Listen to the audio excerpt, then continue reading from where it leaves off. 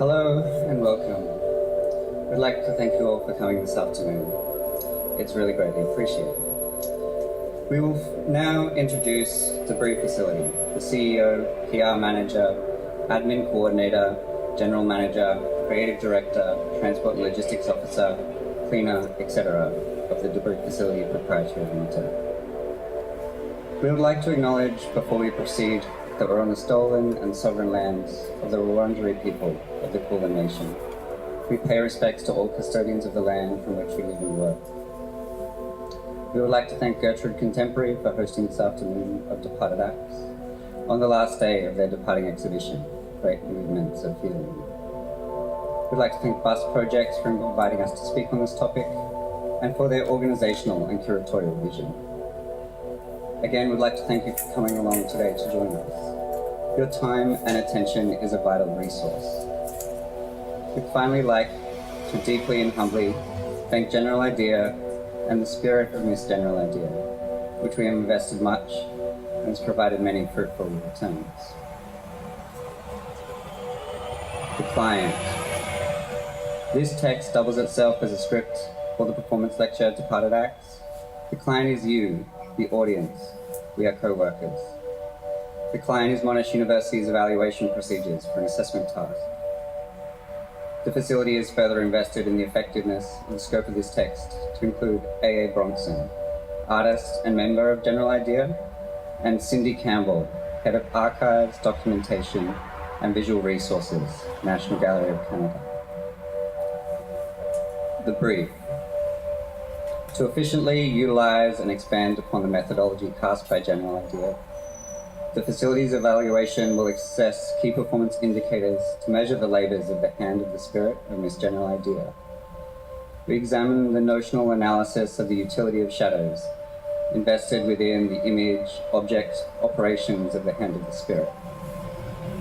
Through this mirroring, the contours of fingerprints, diagnostics, blueprints and scaffolding from which the Debris Facility Proprietary Limited has been provisionally deconstructed. The following will outline contractual stipulations and consequential deliberations with regard to certain clauses. Manipulation of the self. We knew that in order to be artists and to be glamorous artists, we needed a gesture, a manipulation of the self, to mirror and freeze the image of nature unmasked. With this gesture, we husk nature, voiding the shell with culture. The great Amazon, single-breasted but divided, might shoot the poison of meaning into its empty shell. Head and hand are separate. Body and mind are separate. The hand is a mirror for the mind. Wrap your arm over your head, lodging your elbow behind and gripping your chin with your hand. The act is now complete.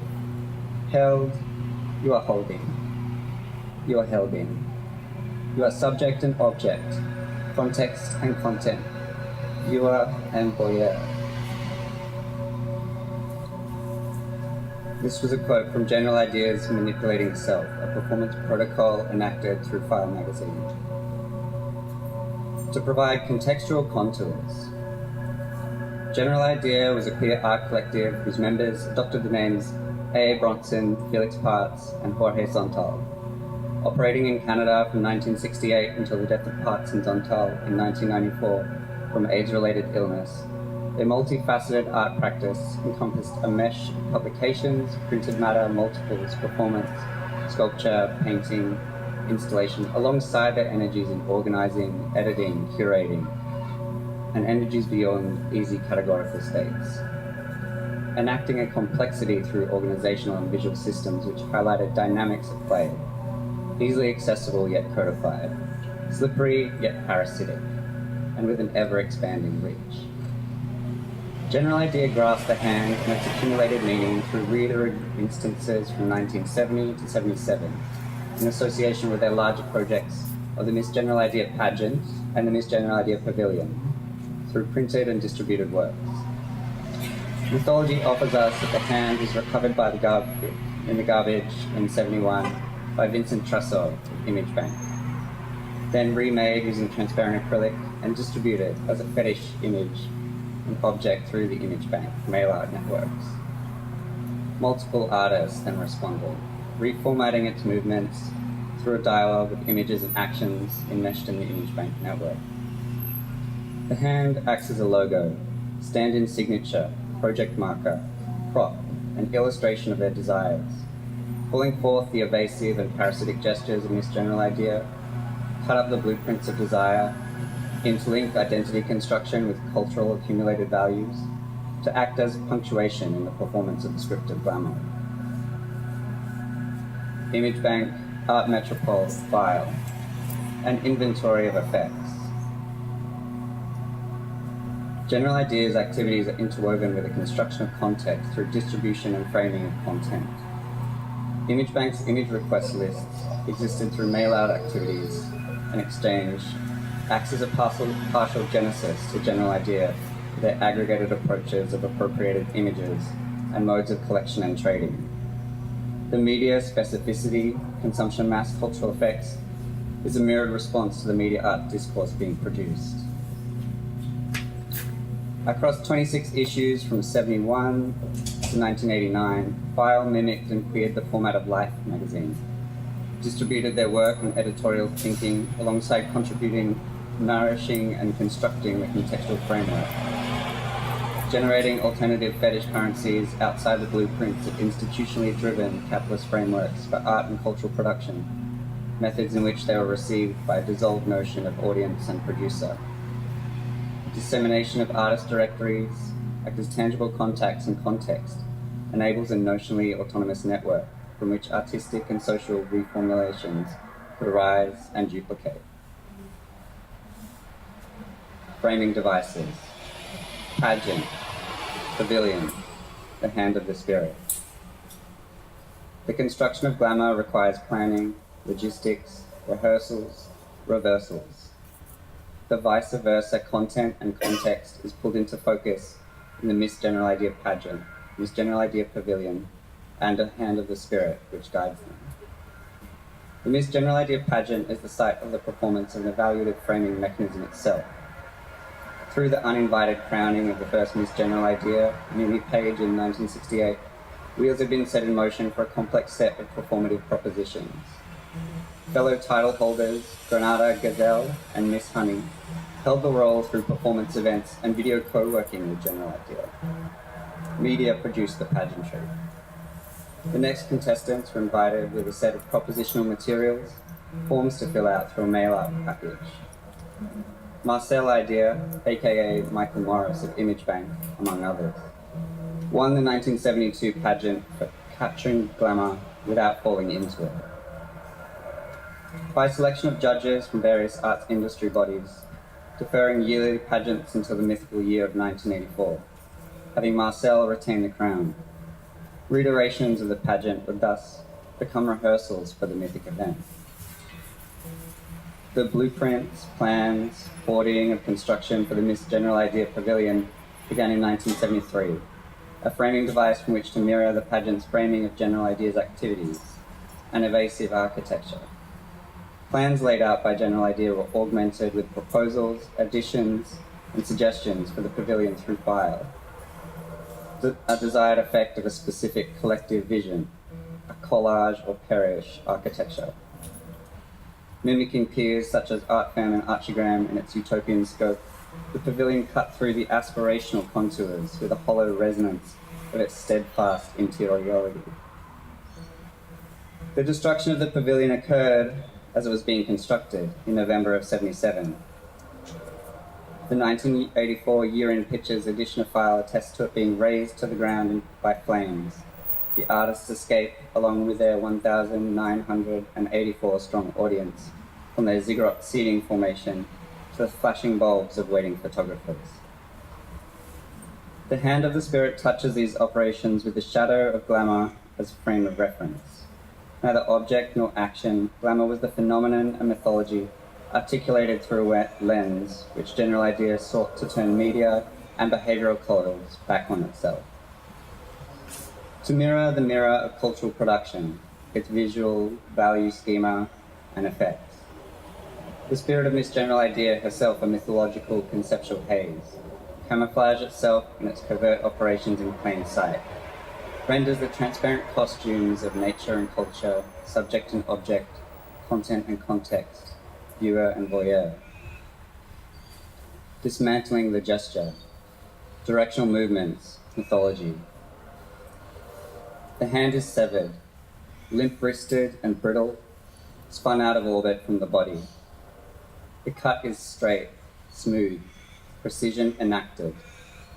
Freeze frame, the gesture cutting action into image, subject into object, expanding borderline case between them as an habitation and architecture. The hand without a body is a hauntology of labours, enacted by its construction, becoming a mythic tool. Manicured, mannered fingers cut through the accumulated meanings from which it emerges, carving in habitation, beyond hegemonic history, in the shadows of mythology. Lash-like and fluttering disassociation from linear timescales, the thumb and fingers are stretched towards the closure of an event, vice versa. Are they opening up to grasp some new system, new fetish? A vice-like grip holding on to glamour while slipping through its fingers. Recognizable through a camouflage of ubiquity, the hand is cloaked in stylizations of gesture, slipping on accessories of exoticization. The splitting and melding of the fingers are fractal splinters, agitated digits. Oscillation of legibility upon their graphic contours. The fingers are forked tongue Miss General Idea speaks with, whispering and licking between the fractures of nature and culture. Neither raised to the heavens or pulled to profane ground, it moves with a specific ambiguity, left to right, mirroring multiple positions, scales, materializations, spatial arrangements. Image to object, photo prop, makeup, sculpture, effect, sublingual punctuation with Mobius digestions of reformulations. The hand reaches towards touching, to imprint, enclose, caress, opening possibilities of what is within grasp, what is of desire, flipping of optic and haptic interfaces, content, context, synthetic sensations. The hand is a footnote, grounding the spirit. The slippage of stiletto hands drafting the blueprints for the hand of the spirit. A striptease and cloaking of her construction, a tantalizing gesture towards her proliferation. Extending the elevated logic of stilettos to the dysfunctional potential of the hand's labors, highlighting the codification of the body as a social prop to be played with, rescored. What function, evolutionary mutation, does this gestural twist embody? This imagined labor and functionality are shrouded in a haze of futuristic nostalgia, swinging between the comfortable fetish of 1930s Hollywood stylized glamour and that of some fluttering otherworldly flame, functioning at the borderline between utility and a full utility. The contours of the shadow, the silhouette. The hand exists with the shadow of the hand. It flicks its wrists with flickering stage lighting, optical and tactile glow, burning retina in its re-inscription. The fingers are licking flames from which a shadow play is staged. The shadows of the divine, hand of state and capital, industry, social patterns are all disembodied machinations of mythological and opaque processes. Hand in glove, hand as glove, leaving an impression without leaving a mark, a blackout, a shadow, a silhouette, matters of obscurity through clarity, and vice versa. Pulsing sensations in a darkened frame, a solid silhouette or transparency.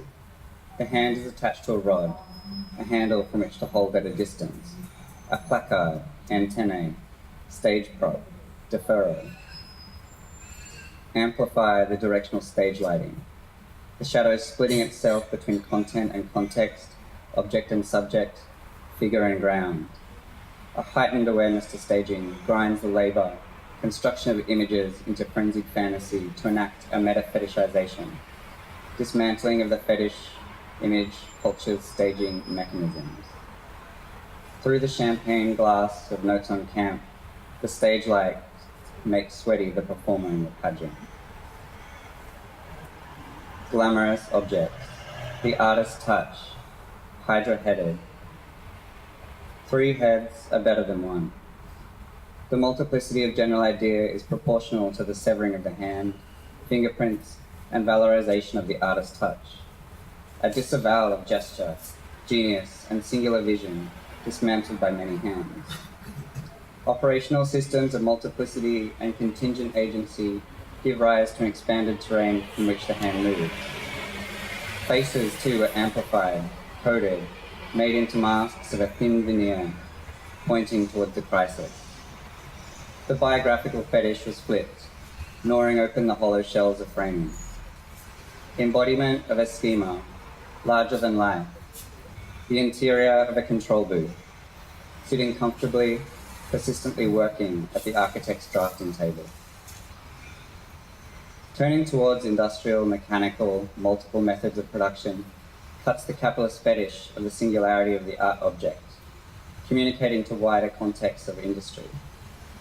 Readers' digestions of Marshall McLuhan and Roland Barthes, the mythologizing power embodied in media formats, mirroring distributed effects, codes of social formations, recasting production of the mythical apparatus, they are enacting a collective turn away from the singular agency and towards intentional modes of co-inhabitation and collaborative entanglement.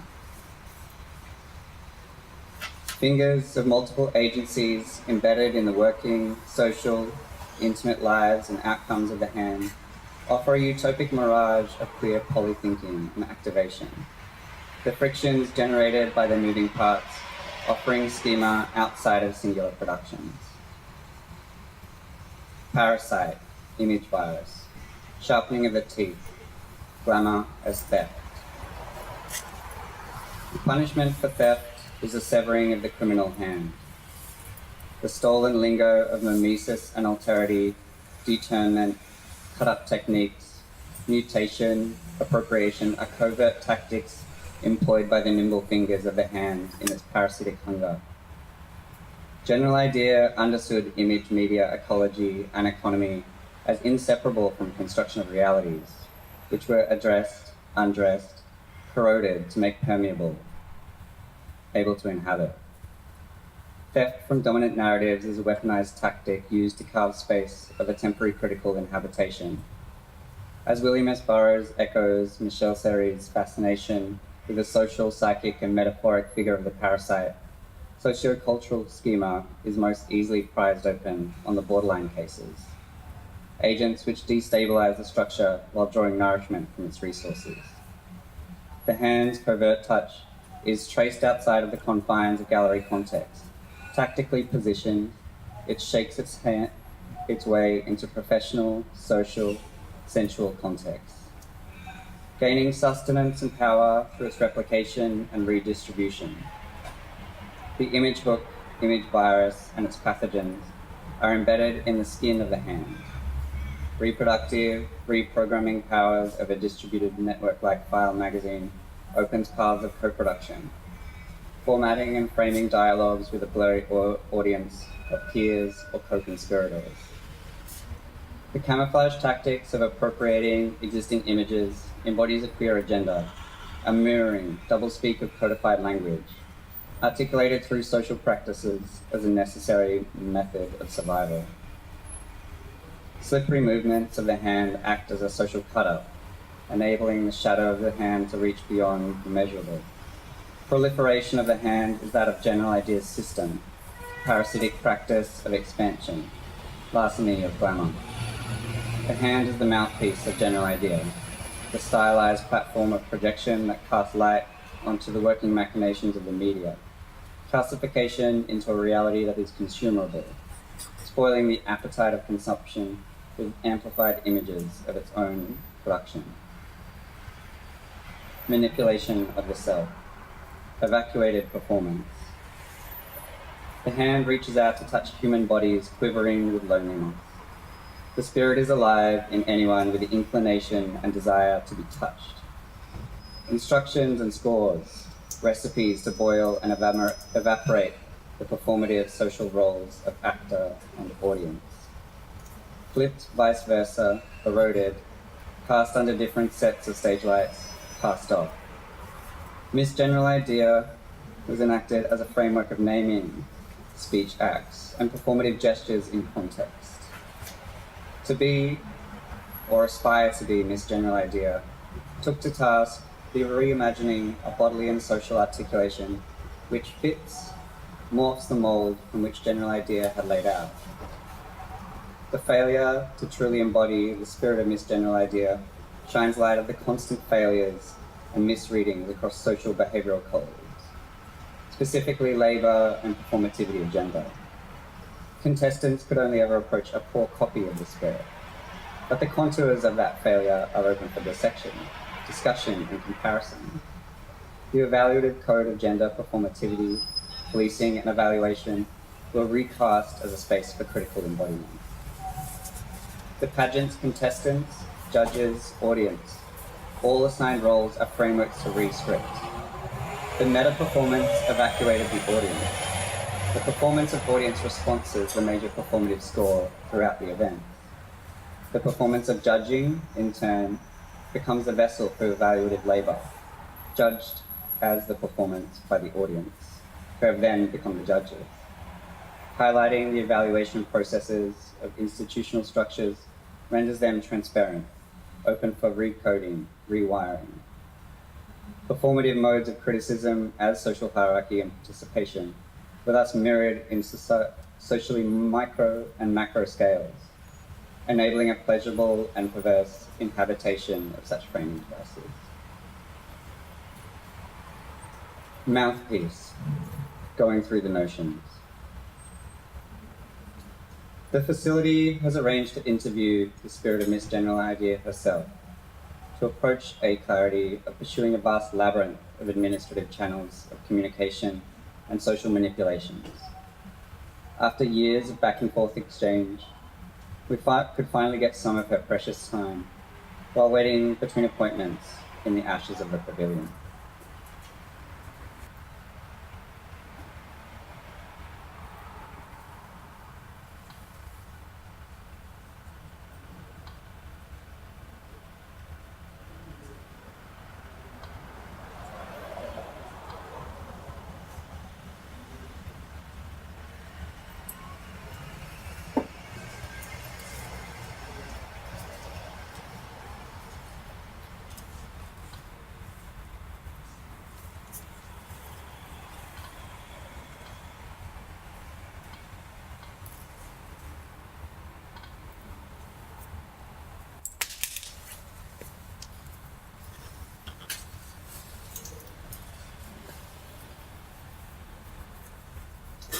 We would like to gracefully thank you for your presence today and for your continued presence in the world, the shadows that your brilliant silhouette has spurned, the endurance of this glamour. Oh, you're kind, too kind. I see the flattery and flirtatiousness already bursting forth in the handling of your social gratitudes, the parasitic practice of gift-giving which might be possible to hold us for a freeze frame. Your hard work in obtaining this interview has been catalogued, and due to the desperation of your recognition, you have attained my attention. Sorry to burst your bubble. There's a shortage of resources for stroking your ego with my responses. But of course, we'd hardly expect to luxuriate now, though cloaked it is with pageantry and gilded trappings. We're here to analyze the angle of your stiletto, that of your heel and blade, that of your grace-filled movement and your hungers. We want to know what has fed and sustained the spirit, and what powers render the hands in motion. Expecting the blueprints of desire and sustenance are so easily handed over, through your enacting of our stolen lingo, and smuggle your ways into the mirage of sustenance? I'll mirror your question back to your operations. Is that what our blade does? These fingers are knives to cut ribbons, the splits between content and context. Sustenance of desire are the same drive, which is both beyond and below me. Hand in glove, hand as glove. You're hungry for the tactility of what's untouchable. Through this evaporative mist of disembodiment, your saliva is gushing like a fountain. Though we have all respect for your grace, intelligence, and beauty, we're here to conduct an evaluation of your performance, as set out by the KPIs from which General Idea had set into motion. We would appreciate to hear how you think the effectiveness of your labours have been felt and enacted in recent times. Revealing your professional teeth to perform an activity of fruitless utility using a framework from which I wouldn't care to comprehend, let alone believe. Notions that you'd be following protocol from elsewhere is quite amusing, but I am amused. So I'll give you a reflection. What has crystallized from our touch and what has been dissolved from that? I could and I can't point in numerous directions at once, but how glamorous to point fingers. You're still holding me to be either subject or object. You know that our labour, energy and spirit has been enacted, performed relentlessly in the process of our crisis, our destruction and disassembly of the pavilion and pageant. We were truly being born again and being put to rest. Free from the confines of temporal hegemony, we mirrored our own mythology, leaving our lasting imprint. How do we account for this stilted silence? The fetishization of your own touch onto the complete commodification into the market. Had your flight away from such framing devices been yet another gesture towards accruing value for yourselves? Well, it's a complex web from which we emerged, which we still engage in, that we want to give over.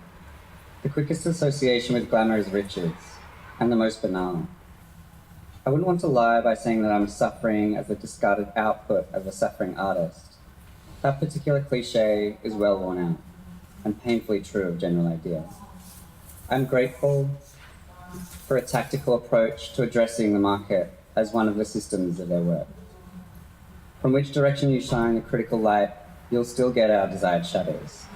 You've just got to get better lighting, honey. It's all about the angles. We'd like to know about your current movements, about your going through the notions. How has being housed in the archives, galleries, climate-controlled environments been for your skin? Our skin is as radiant and chrome-like as always. Being away from sunlight is such a nourishing thing.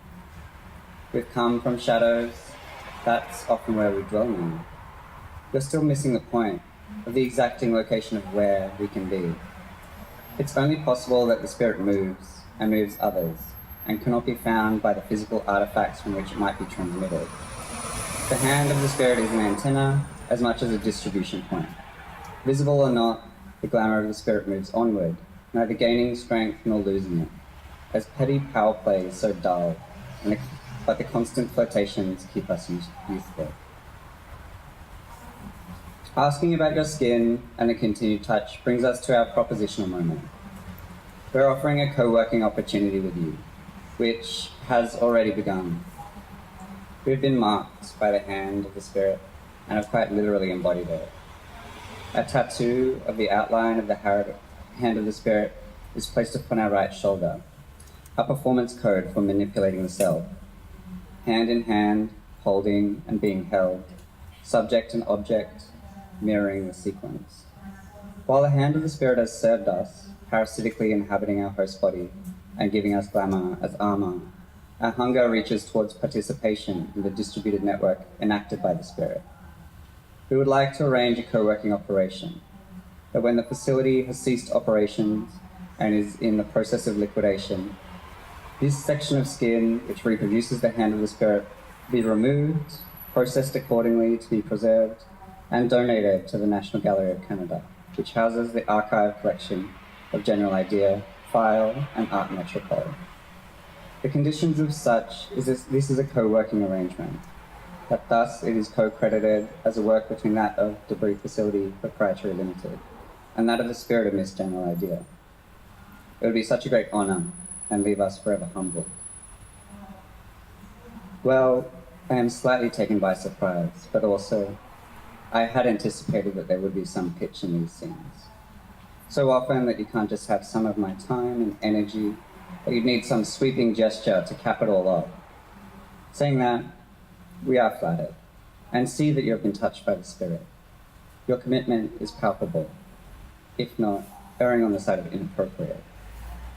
I do like the prospect of a continued fragmentary life of the hand being further stretched through time and space.